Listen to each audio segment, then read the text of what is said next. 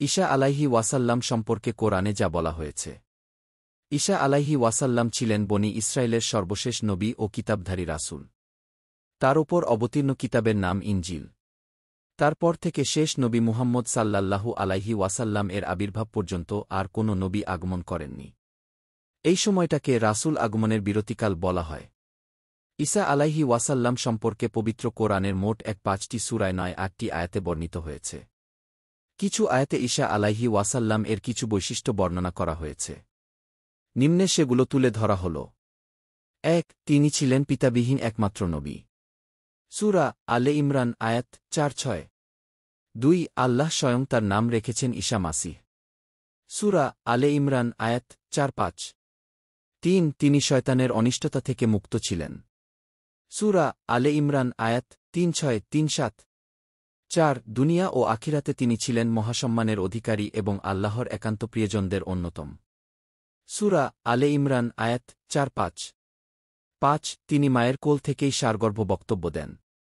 সূরা মারিয়াম আয়াত ২-৭-৩-৩। ৬. তিনি বনি ইসরায়েলের প্রতি প্রেরিত হয়েছিলেন। সূরা আলে ইমরান আয়াত ৪-৯। এবং শেষ নবী আহমদ সাল্লাল্লাহু আলাইহি ওয়াসাল্লাম এর আগমনের ভবিষ্যদ্বাণী করেছেন। সূরা ছফ আয়াত ৬। ৭. ঈসা আলাইহি ওয়াসাল্লামকে বিশেষ অলৌকিক ক্ষমতা দেওয়া হয়েছিল। তার মধ্যে অন্যতম হল ক. তিনি মাটির তৈরি পাখিতে ফুঁক দিলেই তা জীবন্ত হয়ে উড়ে যেত।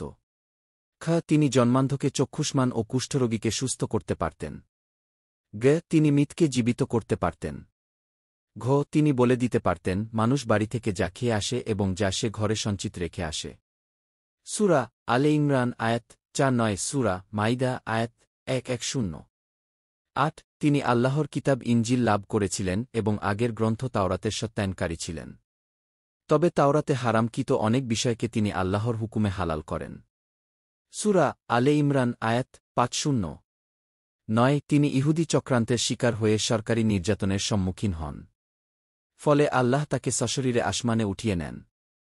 সূরা আলে ইমরান আয়াত ৫-২-৫-৪, ৫-৫। সূরা নিসা আয়াত ১-৫-৮।